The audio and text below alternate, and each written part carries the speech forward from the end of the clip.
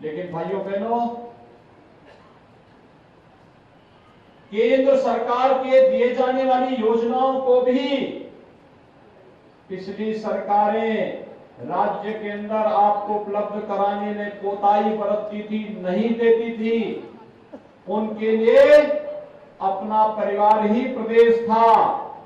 और आज जब नई सरकार 2017 में आई तो हमारी सरकार ने प्रदेश के अंदर प्रदेश के सभी 25 करोड़ जनता को अपना परिवार मान करके शासन की योजना से जोड़ना प्रारंभ किया। और आज उसका परिणाम है कि 1700 से अधिक परिवारों को एक दिन में मुरादाबाद के अंदर प्रधानमंत्री आवास योजना और एफोर्डेबल हाउसिंग स्कीम के अंतर्गत इस आवास सुविधा का लाभ प्राप्त हो रहा है। मैं इसके लिए आप सबको हृदय से बधाई देता हूं। प्राधिकरण और डूडा के सभी अधिकारियों को हृदय से धन्यवाद देता हूं, जिन्होंने जनप्रतिनिधियों के मार्गदर्शन में इस सुविधा का लाभ यहां के लाभार्थियों को देकर के उनकी दीपावली को और भी अच्छी दीपावली बनाने का कार्य किया है। और ये कार्य केवल मुरादाबाद में नहीं हो रहा है। हमने 2017 के पहले के आंकड़े अगर आप देखेंगे, 2017 के पहले प्रदेश के अंदर 4300 लोगों को भी आवास नहीं मिल पाया था, जबकि 2014 में केंद्र में मोदी जी के नेतृत्व की सरकार लगातार तत्कालीन राज्य सरकार से कह रही थी कि गरीबों को आवास दिया जाना चाहिए, आप प्रस्ताव भेजिए, लेकिन उनके पास फुर्सत नहीं थी, क्योंकि उनके लिए अपना परिवार ही पूरा प्रदेश था और उनको इस बात से मतलब नहीं था कि किसी गरीब का कल्याण हो। लेकिन भाइयों बहनों, 2017 के बाद पिछले 4.5 वर्ष के अंदर हमारी सरकार ने प्रदेश के अंदर 43 लाख गरीबों को ग्रामीण और शहरी क्षेत्र में एक आवास उपलब्ध करवाया है। वहां निःशुल्क विद्युत के कनेक्शन दिए हैं, रसोई गैस के निःशुल्क कनेक्शन उपलब्ध करवाए हैं। शासन की हर सुविधा से प्रदेश के अंदर हर नागरिक को जोड़ने का प्रयास हो रहा है। ये काम 2017 के पहले भी प्रदेश में किए जा सकते थे, लेकिन पहले की सरकारें जनता के प्रति संवेदनशील नहीं थी। उनको तो समाज को बांटने से ही फुर्सत नहीं था और उनकी विभाजन की प्रवृत्ति अभी भी नहीं गई है। कल मैं समाजवादी पार्टी के राष्ट्रीय अध्यक्ष का वक्तव्य सुन रहा था। वह देश तोड़क जिन्ना से इस राष्ट्र को जोड़ने वाले सरदार वल्लभ भाई पटेल की तुलना कर रहे थे। भाइयों बहनों, ये वक्तव्य अत्यंत शर्मनाक है। सरदार वल्लभ भाई पटेल भारत की एकता और अखंडता के आधार हैं, उसके शिल्पी हैं और वर्तमान में प्रधानमंत्री मोदी जी के नेतृत्व में एक भारत श्रेष्ठ भारत की परिकल्पना को साकार करने का कार्य किया जा रहा है। लेकिन आजाद भारत को एक भारत के रूप में रखने, अखंड भारत के रूप में वर्तमान भारत को रखने का श्रेय अगर किसी को जाता है तो वह सरदार वल्लभ भाई पटेल को जाता है, जो पूरा देश लौह पुरुष के रूप में मानता है।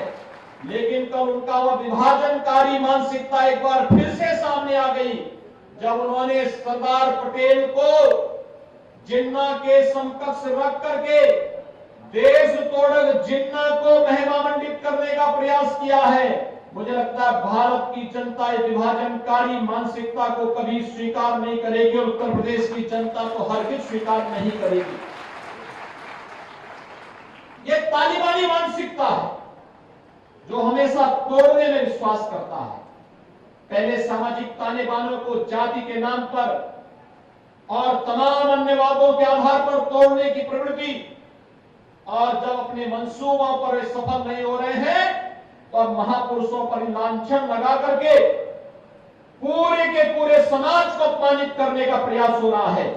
इस दुष्प्रवृत्ति को कतई स्वीकार नहीं किया जा सकता है और पूरे समाज को और पूरे प्रदेश को इसकी निंदा करनी चाहिए। समाजवादी पार्टी के राष्ट्रीय अध्यक्ष को अपने इस कृत्य के लिए प्रदेश की जनता से माफी मांगनी चाहिए, देश की जनता से माफी मांगनी चाहिए कि भारत की अखंडता के शिल्पी सरदार वल्लभ भाई पटेल का यह अपमान देश कभी स्वीकार नहीं कर सकता।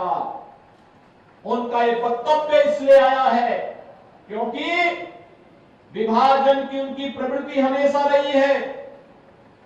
वे चाहते ही नहीं थे किसी गरीब को मकान मिले, किसी गरीब को शौचालय मिले, किसी गरीब को रसोई गैस का कनेक्शन मिले, किसी गरीब को बिजली का कनेक्शन मिले, किसी गरीब को 5 लाख रुपए की सहायता स्वास्थ्य के लिए बीमा कवर मिले। और भाइयों बहनों, आपने देखा होगा कोरोना कालखंड के दौरान ये सभी नेता कोरोना के दौरान सपा हो, कांग्रेस हो, बसपा हो, ये सभी लोग कोरोना के दौरान होम आइसोलेशन में थे, घर से बाहर नहीं निकले थे।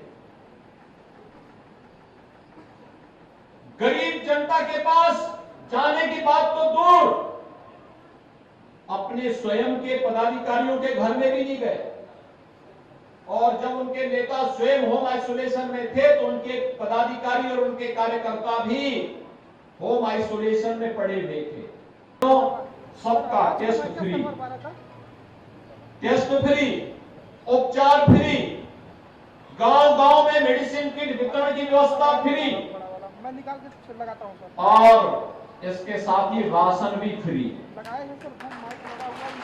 राशन फ्री के साथ सबको वैक्सीन फ्री में वैक्सीन।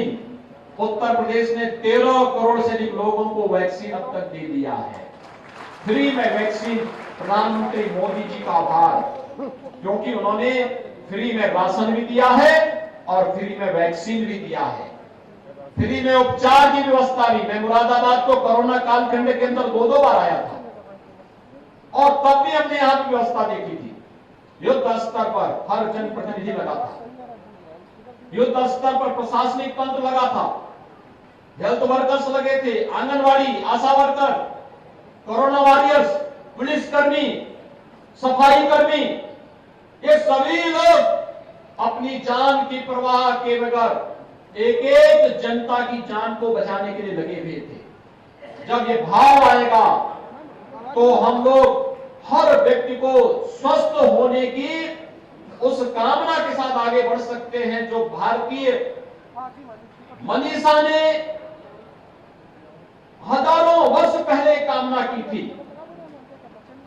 कि सर्वे संतु निरामया, यानी सबके सुख की कामना के साथ जब ये कामना होती है, सबके स्वास्थ्य की कामना, निरोगता, आरोग्यता को प्राप्त करने की कामना के साथ जब ये कार्यक्रम आगे बढ़ते हैं तो कोरोना जैसी महामारी भी आपके उत्साह, आपकी उमंग के साथ परास्त होता हुआ दिखाई देता है। भाइयों बहनों, दीपावली आ रही है और दीपावली के पहले कोरोना जैसी महामारी पूरी तरह समाप्ति की ओर जाना उत्साह की उमंग के साथ परमात्मा और ईश्वर की कृपा आपके साथ जुड़ती हुई दिखाई दे रही है। इसलिए आज प्रधानमंत्री आवास उपलब्ध कराते हुए मुझे आप सबको बहुत प्रसन्नता की अनुभूति हो रही है। मैं इस अवसर पर आप सबको बधाई देता हूं, अपनी शुभकामनाएं देता हूं।